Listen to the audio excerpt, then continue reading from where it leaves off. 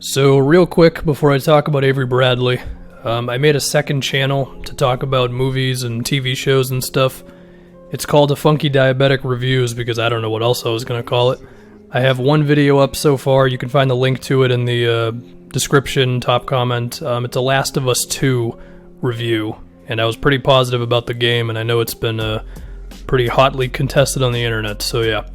Anyway, if we talk about Avery Bradley choosing to not play in Orlando for the Lakers, first things first, I'm not going to fault Bradley for making that decision. I saw something about his family and one of his kids has a compromised immune system or whatever it was. I know he had something. On top of that, this is a very different thing, and we're asking players to do something pretty wild, go into Orlando, be in the bubble, and be away from their families for a long time, so I get it. But if we keep it to the basketball stuff, I mean, Bradley is a damn good one-on-one defender. Sure, the team defense, when he gets switched onto a bigger guy, isn't as awesome, but he definitely had a place on this Lakers team. And I kind of viewed Bradley as the Lou Williams guy.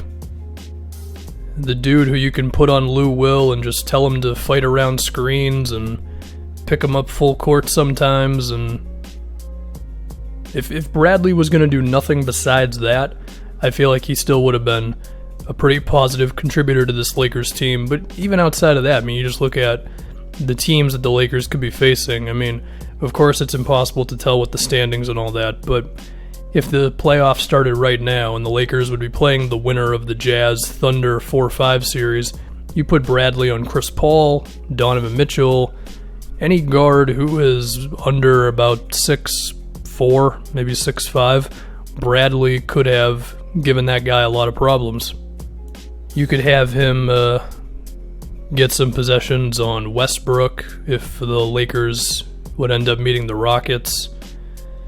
And then, of course, once again, the Lou Will thing with the Clippers and with the Nuggets between Jamal Murray well, mainly Jamal Murray, but he's a big deal with the Nuggets offense. So there's all that. And then on top of that, like Bradley, he did his job offensively.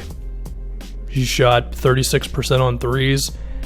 His mid-range jumpers were still a bit of a thing. He does like to attempt those, and I mean, it's whatever, but he didn't even kill the Lakers with that. I mean, Bradley's mid-range percentages have been really good this year. He's in the mid-40s on his pull-up two-pointers and all that stuff. And I think another thing with Bradley, too, was even if he does get switched onto a bigger guy and he's not able to deal with the physicality of that sort of thing, he still knows the team defense. He still has the chemistry with everybody else. He still appreciates that side of the floor on the level of Anthony Davis, and LeBron was a good defender this year too. So overall, I think Bradley would definitely played a part for this Lakers team. I don't think he was just some guy who wasn't going to do anything. I mean, he played 25 minutes a game for them this season, and he was part of this rotating cast of twos or wings or whatever that were good defensively for the Lakers between him, Danny Green, Alex Caruso, KCP. And that's another big thing with Bradley, is even if he wasn't going to be amazing all throughout the postseason for the Lakers, it just gave him another guy. And we've seen just how valuable it is to just have as many options as possible in tough playoff games, you know? Maybe there's some game where Danny Green and KCP are struggling from outside, and maybe Bradley could have had a 3-for-6 shooting game or something from three, or he could have just had a great 6 or 7 minutes defensively against whoever. I think another thing with Bradley is the fact that he bought into his place on this team so well at the same time, because, I mean, you look at some of the names here, like Rondo could get some minutes, and we know how Rondo has been, and I feel like with Rondo, he's always battling this thing of fitting in with the team but still wanting to get his assists, even if we are many years removed from his obviously hunting the assist title in Boston. And also Rondo is just not good on defense. But then there's also KCP, who has been good this year, but we know that KCP is liable to chuck up a couple of shots that he shouldn't, because in the moment is a little more selfish than he should be.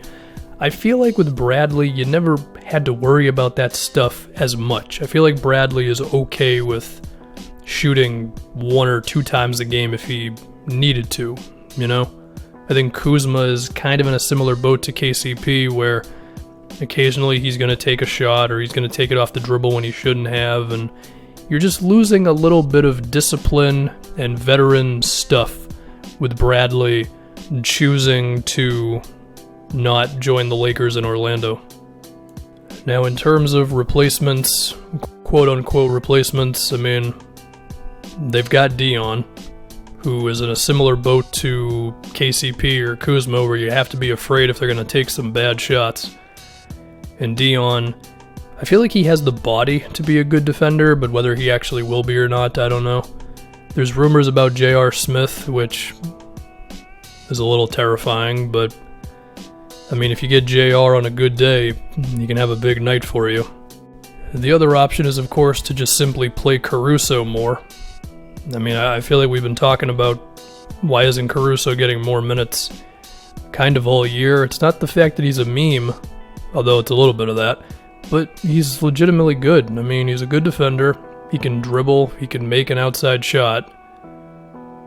And I think this is an opportunity for him, definitely, to take Bradley's place in the rotation.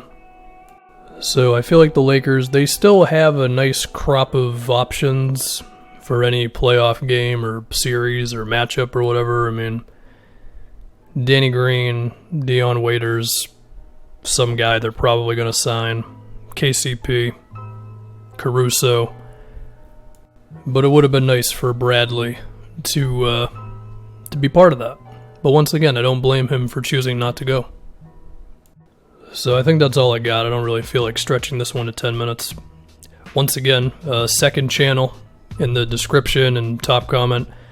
Last of Us 2 reviews. That channel will be updated. I don't know how often. It's not going to be like this channel, certainly. So if you choose to go over there, thank you. If you don't, thank you. Any support is appreciated. And we're done.